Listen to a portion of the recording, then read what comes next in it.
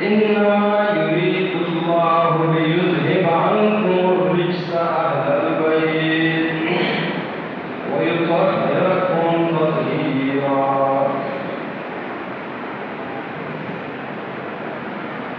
ویسے تو 7 سال تقریباً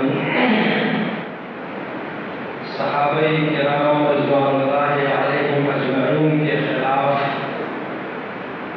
لوگوں کا ذہن خراب کیا جاتا ہے، لیکن اس مہینے خصوصاً صحابہ کرام پر تبرہ بازی کی جاتی ہے اور یہ ذہن اتنا خراب کیا جاتا ہے کہ تقریباً سارا سال لوگوں کے ذہن میں صحابہ کرام کے خلاف شکوک اور شبہات ہوتے ہیں، جس کے بارے میں پچھلے جمعے کو آپ کے سامنے عرض کیا گیا۔ اس کے ساتھ ساتھ امہات المؤمنین ازواج مطہرات نبی صلی اللہ علیہ وسلم کی پاک بیویاں، ان کے خلاف بھی دشنام اور سب و شتم کا سلسلہ ہوتا ہے۔ لوگوں کے ذہن میں یہ بات بٹھائی جاتی ہے اہل بیت کی محبت اور ان کے فضائل اور محبت کے درمیان کہ نبی کی بیویاں اہل بیت میں نہیں ہیں۔ تو میں ضروری سمجھتا ہوں کہ آپ کے سامنے قرآن مجید سے اور احادیث مبارکہ سے یہ بات کسی قدر ثابت کروں کہ نبی صلی اللہ علیہ وسلم کی بیویاں ازواج مطہرات امہات المؤمنین ہیں اور اہل بیت میں سے۔ اس کے لیے میں نے آپ کے سامنے سورۃ ہود 73 نمبر کی آیت تلاوت کی، اس کو آپ پڑھ سکتے ہیں۔ 12واں پارہ ہے سورۃ ہود، آیت نمبر 73۔ اس آیت میں اللہ تبارک و تعالی نے ایک جلیل القدر نبی ابراہیم علیہ السلام کا تذکرہ خیر کیا، تو اس کی بیوی کو اللہ تبارک و تعالی نے فرشتوں کے ذریعے خطاب کیا اور انہیں اہل بیت کا نام دیا۔ فرشتے آئے ابراہیم علیہ السلام کے پاس خوشخبری لے کر بھی اور ڈراوا لے کر بھی۔ لوط علیہ السلام کی قوم کا عذاب کا ڈراوا اور خود ابراہیم علیہ السلام اور سارہ رضی اللہ عنہا کے بیٹے کی خوشخبری ہے۔ عمر بہت طویل اور لمبی ہو چکی ہے اور سب گزر چکا ہے زندگی کو۔ دونوں کی عمر بڑی، بیوی 5 قرن میں اٹھا۔ جب اس کی خوشخبری دی گئی تعجب کیا کہ اس عمر میں اس حالت میں بچہ کیسے ہوگا؟ تو فرشتوں نے کہا رحمت اللہ وبرکاتہ علیکم اہل البیت، یہ اللہ کی رحمت ہے تم پر اور اس کی برکتیں ہیں کہ تمہیں اس عمر میں رب العالمین بچہ دے۔ اہل البیت یا اہل البیت، اے نبی کے گھرانے۔ یہاں اہل البیت کس کو خطاب ہے؟ تعجب کس نے کیا؟ تعجب نبی کی بیوی نے کیا، خطاب اسی سے ہو رہا ہے۔ رحمت اللہ وبرکاتہ علیکم اہل البیت، ان کو اللہ تبارک و تعالی نے فرشتوں کے ذریعے اہل بیت کے نام کروانا قرار دیا۔ مانا نبی کی بیوی اہل بیت ہوتی ہے۔ کچھ کہتے ہیں یہ خطاب یہاں ذکر ہے علیکم اہل البیت، یہ وہ مراد نہیں، غلط ہے۔ قرآن مجید میں بہت ساری جگہوں میں احادیث مبارکہ میں کئی مواضع اور کئی مقامات پر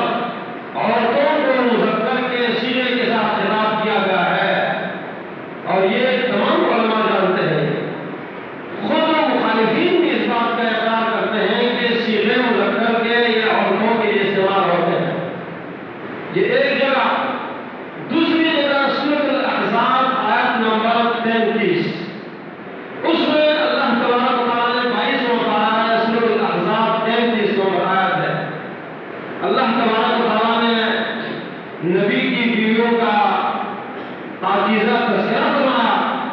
پھر بعد میں رب العالمین نے فرمایا انما یرید اللہ لیذہب عنکم الرجس اہل البیت ویطہرکم تطہیرا. یا نساء النبی، اے نبی کی بیویوں، لستن کاحد من النساء ان اتقیتن، تم عام عورتوں کی طرح نہیں ہو. تمہارا درجہ، تمہارا مقام، تمہاری وظیفت، تمہاری فضیلت یہ تمام جہان کی عورتوں سے بڑی ہوئی ہے. اللہ تمہیں یہ مقام دیتا ہے، اس طرح کی زندگی گزارو. وہ رب العالمین تمہاری یہ تربیت کیوں کرتا ہے، تمہیں یہ تعلیم کیوں دیتا ہے؟ لیذہب عنکم الرجس اہل البیت، اے اہل بیت، اے نبی کے گھرانے، تاکہ لوگوں کی باتیں بھی تم سے دور کر دے. لوگ تمہارے خلاف باتیں کریں اور تمہارے دفاع کرنے والے لوگ رب العالمین پیدا فرمایا ہے. رب العالمین تمہارے بارے میں آیتیں اتارا ہے. رب العالمین تمہارے بارے میں نبی کی زبان سے وہ دل نشین تذکرہ تمہارا کرے، قیامت تک باقی رہے. لیذہب عنکم الرجس اہل البیت، رجس حقیقت میں ان الزامات کو کہا جاتا ہے جو لوگ کسی پر لگائیں. لوگوں کے الزامات اللہ تم سے دور کرنا چاہتا ہے. اس سے معلوم الزام کون لگاتا ہے؟ غلط لوگ. دور اللہ کرتا ہے، وہ کن سے دور کرتا ہے؟ نبی کے اہل بیت سے. قرآن نے ان کو اہل بیت کہا. میرے نبی نے فرمایا آپ کی بیوی عائشہ طاہرہ مطہرہ صدیقہ پر الزام لگا. آپ نے فرمایا صحیح بخاری کی حدیث ہے، من یعذرنی، کون ہے جو مجھے معذور سمجھے، کون ہے جو میری مدد کرے، میری نصرت کرے، میرا ساتھ دے. اس شخص کے بارے میں قد بلغنی اذان فی اہل بیتی، کہ اس کی تکلیف مجھے میرے اہل بیت کے بارے میں پہنچی ہے. نبی نے کس کو اہل بیت کہا؟ کس کے خلاف بات ہوئی؟ کس پر الزام لگایا گیا؟ عائشہ صدیقہ رضی اللہ عنہا پر. یہ کون ہے؟ میرے نبی کی بیوی ہے. میرے نبی کی بیوی، حدیث مبارک میں صحیح بخاری کی حدیث ہے، میرے نبی نے اس کو اپنا اہل بیت کہا. میرے نبی نے فرمایا ان علی اہل کل بیت فی کل عام اضحیہ، ہر اہل بیت پر سال میں ایک قربانی ہے. اہل بیت ہر گھرانے پر. اگر کوئی شخص یہ سمجھے کہ بیوی اہل بیت میں سے نہیں ہے تو لازمی ہے کہ بیوی کے اہل بیت قربانی کرے. حالانکہ جو قربانی کی جاتی ہے وہ گھر کے سردار کی طرف سے جس طرح ہوتی ہے تو وہ بیوی کی طرف سے بھی ہوتی ہے، وہ بچوں کی طرف سے بھی ہوتی ہے، وہ تمام گھرانے کی طرف سے ہوتی ہے. کیونکہ میرے نبی نے اہل بیت کہا. ہر گھرانا، ہر بیت، گھر کے افراد، ان تمام کی طرف سے یہ قربانی ہے. اور بالاتفاق یہ مخالفین بھی اس کو تسلیم کرتے ہیں. معنی یہ ہے کہ نبی کی بیوی قرآن اور احادیث صحیحہ کی روشنی میں بہت ساری احادیث ہیں، قرآن مجید کی آیتیں ہیں، اشارتاً بتاتی ہیں کہ نبی کی بیویاں یہ اہل بیت میں سے ہیں. اہل بیت میں سے بیویاں صرف نہیں ہیں، یہ بیوی ہے. اللہ اکبر. یرید اللہ انما یرید اللہ لیذہب عنکم الرجس اہل البیت. یہ آیت اتری ام سلمہ رضی اللہ عنہا کے گھر میں، ان کے گھر مبارک میں یہ آیت اتری جس میں ازواج مطہرات نبی کی بیویوں کو اہل بیت لگانا گیا، قرار دیا گیا. نبی کے بیوی کے گھر میں اتری. میرے نبی نے حسن اور حسین اور فاطمہ کو بلایا، ایک چادر لی، ان کو ان میں ڈانپا، چھپایا، پیچھے علی کھڑے ہیں، ان کو آگے کر کے اس میں داخل کیا.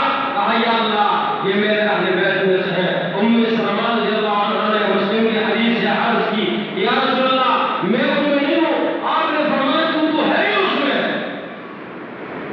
تو اس میں ہے. اس میں تو داخل کرنا ہوتا تھا کہ جو لوگ باہر سمجھتے ہیں، جن کو لوگ کس کو باہر سمجھتے ہیں؟ بیٹی کی اولاد کو لوگ باہر سمجھتے ہیں، اصل نسب دار نہیں دیتے، اصل سلسلہ ان سے نہیں چلاتے ہیں. لوگ ان کو میراث میں حصہ نہیں دیتے بیٹی کی اولاد کو. اس لیے میرے نبی نے بیٹی کی اولاد فاطمہ رضی اللہ عنہا کی اولاد کس کو؟ حسن اور حسین کو، اور پھر فاطمہ کی بیٹی کو، پھر اپنے داماد علی رضی اللہ عنہ کو اس میں داخل کر کے اہل بیت میں داخل کیا. جو باہر سمجھے جاتے تھے وہ جو اندر ہے. لوگ کہتے ہیں کہ ام سلمہ کو اللہ کے رسول نے اس چادر کے نیچے نہیں چھپایا. کیوں نہیں چھپایا؟ اس لیے نہیں چھپایا کہ وہ تو اہل بیت میں داخل ہے. یہ باہر سمجھے جاتے تھے، اس لیے ان کو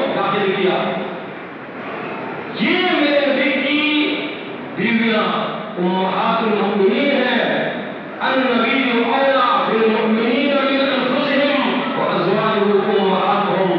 اللہ فرماتا ہے اس کی بیویاں امہاتہم، یہ نبی کی بیویاں، یہ نبی کی بیویاں صرف نہیں ہیں، یہ مؤمنین کی مائیں ہیں، مائیں کہ ہماری ماں ہے ماں.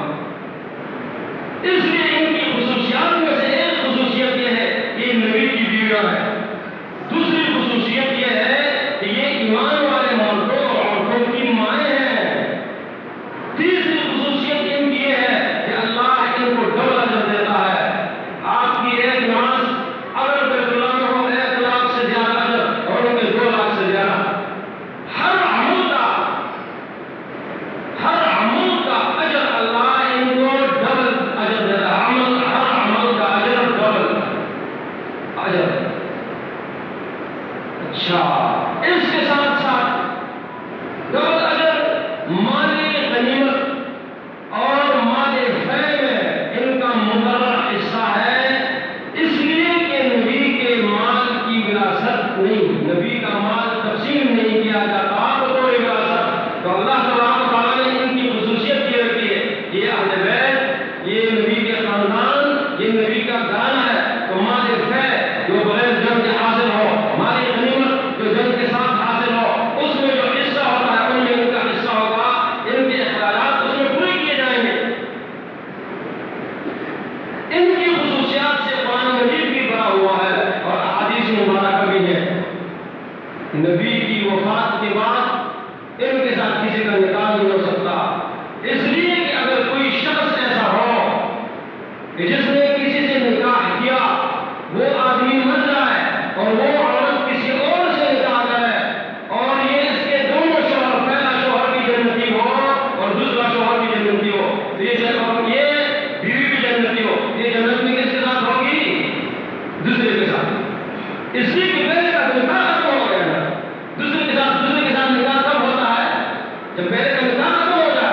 پہلے کے ساتھ نکاح ختم ہو گیا، جب ختم ہو گیا دوسرے کے ساتھ کب نکاح ہوا. اب دونوں شوہر جنت میں گئے اور یہ عورت بیوی بھی جنت میں گئی، تو یہ بیوی عورت یہ دوسرے کے ساتھ ہوگی، پہلے کے ساتھ نہیں ہوگی. اس لیے کہ پہلے کا نکاح ختم ہو گیا تھا.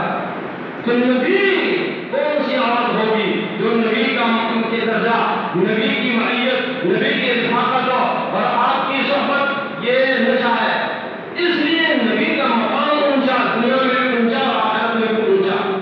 تو جو بیوی آپ کی زوجیت میں فوت ہو جائے، آپ فوت ہو گئے، اس کے بعد اگر وہ کسی اور سے نکاح کرے تو اس کا درجہ گر جائے گا. اس لیے اللہ تعالیٰ نے اس کا درجہ اونچا رکھنے کے لیے اس کا نکاح کسی اور سے حرام قرار دیا ہے. وَلَا أَن تَنكِحُوا أَزْوَاجَهُ مِن بَعْدِهِ أَبَدًا، یہ نبی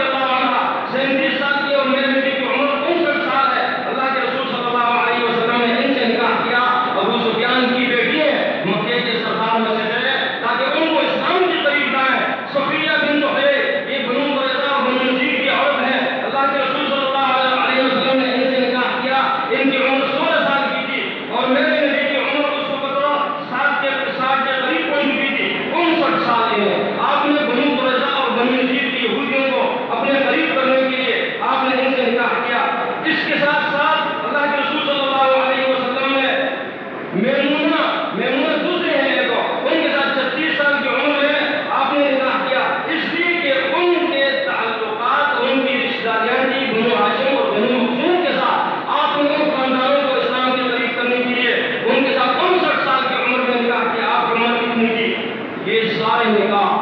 کچھ اور بھی تھے جو ماریا قبطیہ ریحانہ وہ بندیاں تھی، ان سے نکاح مستقل نہیں ہوا. ماریا سے آپ کا ایک بیٹا ابراہیم بھی تھا جو 18 ماہ کی عمر میں وفات پا گیا تھا.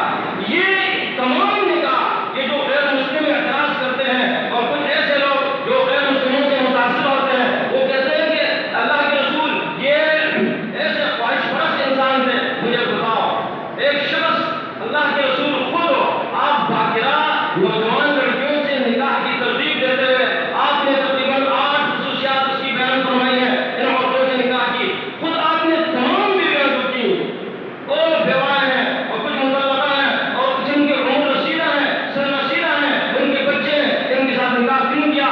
حالانکہ آپ کے لیے نکاح کے لیے باقرہ عورتوں کی لڑکیوں کی کوئی کمی نہیں تھی، اس لیے کہ آپ یتیموں کا خیال رکھا کرتے تھے، آپ نے بیووں کا خیال رکھا، آپ لوگوں کو سرداروں کو اسلام کے قریب لانا چاہتے تھے، مختلف قبائل کو اسلام کے قریب لانا چاہتے تھے. آپ کا اصل کام یہ دعوت اسلام تھا اور رشتوں میں بھی آپ نے اس کو محفوظ رکھا. آپ کے جتنے رشتے ہیں ایک عائشہ رضی اللہ عنہا کے علاوہ وہاں بھی ایک رسم باطل کو ختم کرنے کے لیے میرے لیے ایک تو آپ نے ابوبکر صدیق رضی اللہ عنہ کے احسانات کی وجہ سے ان کو اپنے قریب کرنا چاہا، ان کے ساتھ رشتے میں مساحت قائم کیا. اور اس کی بات اور ایک یہ کہ جب ان سے پوچھا گیا رشتے کے بارے میں بات ہوئی تو انہوں نے کہا یہ تو میرے بھائی ہیں. بھائی کس اعتبار سے تھے؟ یہ بھائی یہ منہ میرے بیٹھی بھائی تھے، ایک دوسرے کو انہوں نے بھائی کہا تھا. ان کا خیال یہ تھا، اس لیے ابوبکر صدیق نے شروع میں یہ بات کی کہ میری بیٹی کس طرح ان کی جائز ہو سکتی ہے حالانکہ ہم تو بھائی ہیں.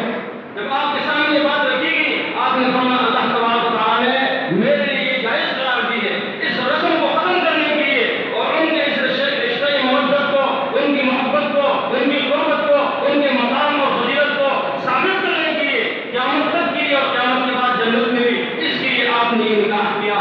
اور اس لیے جب آپ سے پوچھا گیا کہ لوگوں آپ سے پوچھا گیا ای اللہ سے آپ کو میرے سارے لوگوں میں آپ کو زیادہ محبوب کون ہے؟ آپ نے فرمایا عائشہ. کہا من الرجال، لوگوں میں سے کہا ابوہا. اس کے بارے میں بات کی جاتی ہے. عائشہ رضی اللہ تعالیٰ عنہ کو اہل بیت سے نکالا جاتا ہے. حالانکہ ایک کیس آیا، کیس میں نبی صلی اللہ علیہ وسلم کے پاس شکایت آئی تو میرے نبی نے کہا فواللہ، کہا مجھے اللہ کی قسم ہے مجھ پر وحی کسی ایک بیوی کے ساتھ ایک لحاف میں نہیں آئی کہ میں اس کے ساتھ لحاف میں ہوں غیر عائشہ، عائشہ کے علاوہ ان کے ساتھ لحاف میں رہتا ہوا اللہ تبارک و تعالیٰ نے وحی اتاری. آپ نے فرمایا یہ جبریل ہے جو علیہ السلام وہ تجھے سلام کرتے ہیں. میرے نبی نے فرمایا مجھے خواب میں 2 بار دکھائی دی. میں نے کہا اگر یہ خواب صحیح ہے مانا اپنے عمل پر ہے، نبی کا خواب صحیح ہوتا ہے لیکن کسی عورت کو خواب میں دیکھنے کی کئی ایک تعبیرات ہوتی ہیں، ایک تعبیر مال بھی ہوتی ہے زیادہ مال ملے گا. تو آپ نے کہا اگر یہ خواب نکاح کے بارے میں ہے تو پھر اللہ تبارک و تعالیٰ اس کو قائم فرمائے گا، اس کو جاری فرمائے گا، میرا نکاح سے ہوگا، ہو گیا. تو گویا کہ یہ نکاح رب العالمین نے کرا ہے، یہ عرش پر ہوا. اللہ اکبر. یہ نبی اس کے بارے میں 10 آیتیں اتنی 10 آیتیں قرآن مجید کی نبی کے اس بیوی کے بارے میں 10 آیتیں اتنی 10 آیتیں 700 اس کی استدراکات ہیں. بڑے بڑے صحابہ کرام اللہ اکبر وہ کوئی غلطی کرتے ہیں، انسان میں غلطی علمی غلطیاں عائشہ رضی اللہ عنہا اس کی اصلاح کرتی ہیں. یہ عظیم عورت اللہ اکبر بڑے بڑے صحابہ کرام اس کے شاگرد عروہ رحمہ اللہ فرماتے ہیں یہ عظیم صدیہ عورت ہے، 70,000 درہم ایک دن میں خرچ کرنے والی. اور جب میں نے دیکھا تو گریبان میں پیون بنے ہوئے تھے، اس گریبان میں قمیص میں پیون